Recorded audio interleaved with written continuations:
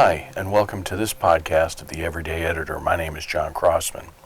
In this podcast, I'm going to start talking about what I call the natural editor. If you can be a natural singer or actor or businessman or entrepreneur or natural anything, why can't you be a natural editor? And the question had been put to me in my career, why do you like this, or what makes you so good at doing this, or something like that, not to blow my own horn.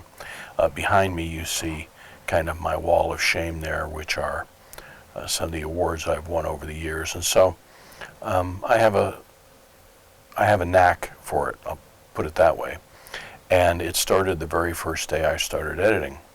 I actually worked at a TV station, but I had moved out west to play in a band and record music.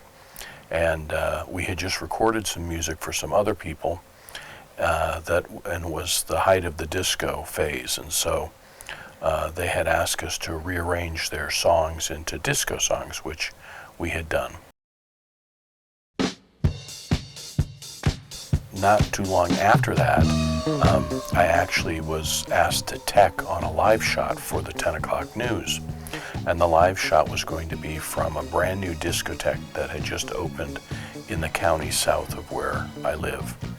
And so I was asked to drive the live truck down probably around 6 o'clock and set up the shot. Now, I had learned little by little over the previous year that I had worked at the TV station how the truck worked, how you use the microwave mast. And this particular shot was going to be a little tricky because it was where the discotheque was located was kind of in a low-lying area. And the signal needed to hit the mountains on the west side of the valley at the next county north. And then from there, they would be hardlined into the TV station. But there was no line of sight from where the discotheque was to those mountaintops in the valley to the north. So the engineers had told me that, the microwave signal, although it's beams, they react to physical structures. So if I could aim the antenna just so that it was clipping the corner of the roof, they believed I could actually bend the microwave signal so that it would bend enough so that it would hit the top of the mountains, which I couldn't even see from where the truck was parked. So I was sent down early to see if that would work, and it turns out that it did. So I drove the truck down, I got the shot set up, and then I waited for the photographer and the reporter to come down, which they did. And the photographer, there was smoke and mirror balls and fog and all this stuff that a discotheque had, and he was shooting on a RCA TK-76, which was like, shooting with a refrigerator compared to what cameras are like today. But he was weaving in and out, and then there was about almost an inch thick cable that connected from the camera to the tape deck. And I was behind him with the tape deck over my shoulder so that he could weave in and out of people, and I was following with the tape deck that was recording the video. Once we had those cover shots, B-roll shots, which I've talked about in the past, then we went back to the truck, and I transmitted, we had the ability to play back the 3/4 inch videotape in the truck and beam it back to the station, where they edited some B-roll that was going to cover parts of the live shot. And then when the 10 o'clock news came, and it certainly wasn't a lead story, it was a lifestyle kind of story, so it might have been 20 minutes after the hour, but we did the live shot. They rolled the edited tape back at the station, and it all went out without a hitch. Well, I thought, hey, this music that these people dancing that we just taped, they're all at the same beat, which is 120 beats a second, is your typical disco music, as what we had just recorded. So it would be fun to put these people dancing to the music that we had just recorded. So when I got back to the station, I found actually I had the raw tapes with me because we had shot it down there. So I squirreled those tapes away in a cubby that where I kept my other work supplies. And over the next, I don't know how long, couple of weeks at least, when I would finish with the 10 o'clock news, because really I was hired to take care of the news cars, okay? We had a fleet of news cars, and I would do the detailing, so I would wash them, I'd wax them, I'd do the armor all on the dashboards and vacuum the interiors, and my job was to keep the cars looking good. But shortly after I started at the station, they wanted to hire a part-time teleprompter operator for the 6 and 10 o'clock news. So they asked me if I was interested, and I said sure. So I started doing that. And then I started teching on live shots. Live technology was new at the time. And so even if there wasn't a story, many times the live van would go to the local park and, shoot ducks on the pond or whatever as a background to the weather graphics. And the photographers who appreciated me cleaning their cars would say, hey, why don't you come out with me, to the park and help me tech. So I would run cable and I would set up the tripod. I mean, I didn't shoot because pretty much they were static shots. And so I had learned how the vans worked, how microwave worked. I had been involved with musicals and musical theater and live music production all through high school. And so, equipment didn't freak me out, and getting the video to go from the camera to the microwave to, it was a logical path, so I didn't have any problem with that. Anyway, one day I'm just finishing up my, quote, music video, and this is way before MTV. The news director came in and saw me and said, do you know, well, first he asked me what I was doing there because it was a holiday and nobody was there. And secondly, he said, well, do you know how this equipment works? And I said, yes. And I ended up editing stories for the noon news and for the 6 o'clock news. It was a holiday, so they had a much reduced crew, and a reporter had done a story and a photographer had shot it, and they had just left the raw tapes for someone else to put together because it was a holiday. And so I put the story together and showed it to the news director, and I had seen how they did it, and the next day he said, you're hired as our new video editor, which they didn't have a video editor at the time, so I was the first video editor that they hired there, and the rest, as they say, is history. But I lived it from the beginning, and it, not to brag, but it really came kind of natural to me. I always liked stories. Of course, we all read stories and books in school, and so the idea of, who, what, when, where, why, and how wasn't a new concept, and I had seen how they did news stories, and so really I just kind of copied that to begin with until, but from the first day I really realized that life has a rhythm, and that's kind of been the basis of my entire editing career, is to find the rhythm of the story and use that rhythm to help tell the story.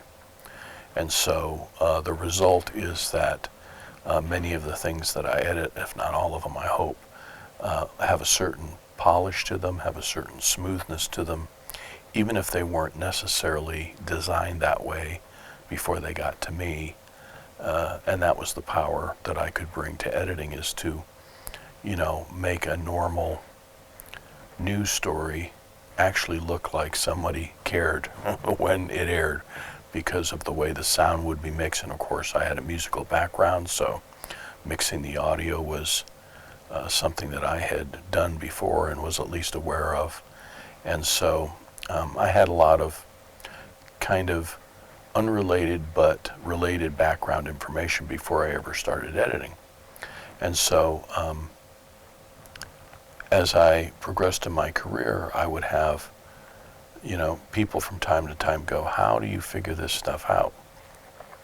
So eventually I kind of came up with, now it's 8 characteristics of a natural editor. So in the next couple of podcasts, I'm going to talk about these 8 characteristics. And if you think you're interested in becoming a video editor, you don't have to have all of these, but if you have none of them, I think you're not going to enjoy it, A, and B, you might not be that good at it. So you can kind of use this as a gauge as to if you really feel like this is something that you want to pursue. So I'll just quickly run through. The 8 are: a visualizer, an observer, musical, logical, communication skills, in other words, interpersonal communication skills, a builder, spatial intelligence, as well as the final one, which might be a reason why a lot of people don't like editing, as I've mentioned before, and that is patience. So those are the 8 characteristics of a natural video editor. So I'll start with number 1. A visualizer, as my definition, would be someone that can see how it should look before it looks that way. So when I would be handed a tape and a script, the script lays out, what the story is, and as I'm looking through the raw tape, I'm going, okay, well, that's my first shot. That shot will go with this shot. This is the really important part of the story that they mention here, because the scripts wouldn't have reference to any particular shot. It was just words on a page. And so that was my job, was to connect the right picture to the right words. And I talked in the last video about motivation, and that was, my motivation was always to make the reporter look good. And if I made them look good, the videographer would look good, I would look good, the TV news department would look good. It was a win-win-win for everybody. And so that was my goal from the very beginning. And I came to understand pretty quickly that, different reporters speak with a different cadence, but they all speak with a cadence. And so I'd use the rhythm of how they talked to help drive the way I edited.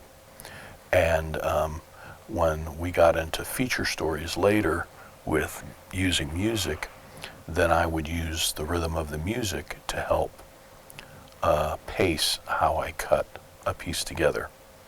And so the rhythm of life, the rhythm of music, the rhythm of the way someone speaks, all of those things I blend together. And that's in general, and that's doesn't really have to do with being a visualizer, but as I got a script, I could see before I edited a frame, okay, this is going to be the first shot, and then I need a shot like this, and I could see it come together in my mind before I actually edited it together on a tape.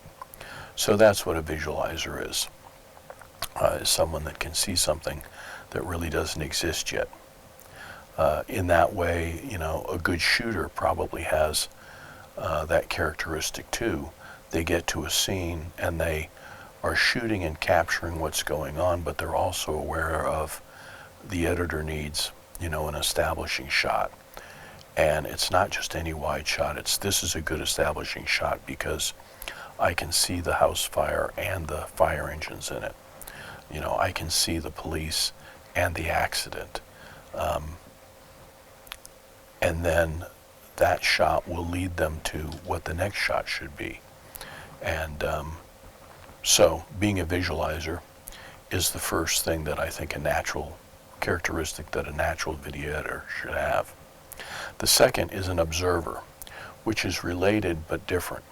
You might remember that I said in one of my earlier podcasts that somebody had mentioned something kind of in passing, and it wasn't even directed to me.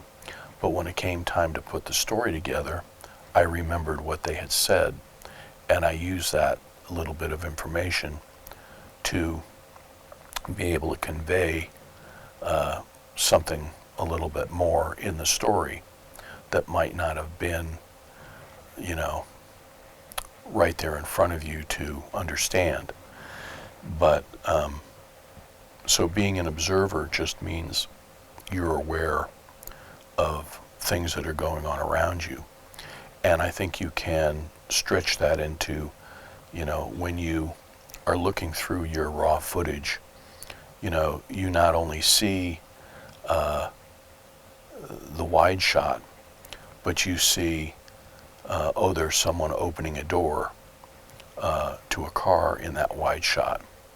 And so when you cut to your second shot and you're picking up that door being opened, even though it was done at a different time, those two shots will go together because you've observed an action in the first shot that's repeated in a later shot, and you can edit those together and make it look seamless, make it look like it was directed that way, almost.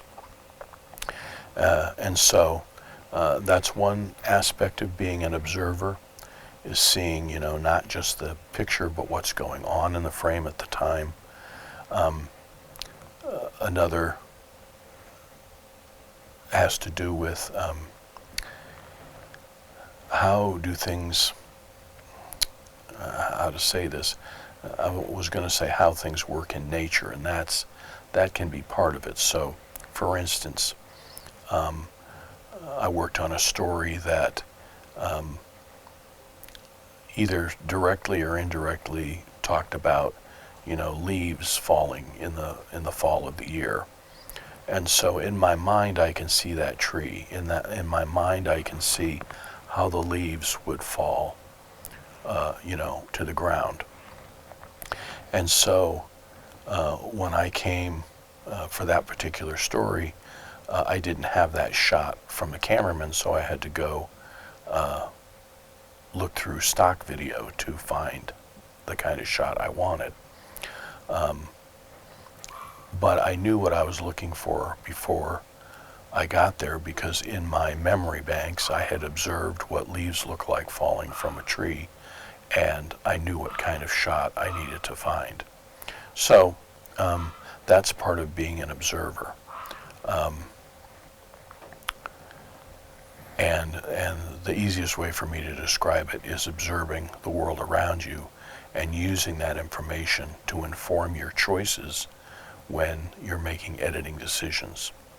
So those are the first two: a visualizer, being able to see what's not there yet, and two, being an observer, being able to bring in information about the world in general around you to make your stories flow and be seamless and smooth to the viewer, and also to be able to add elements into your story that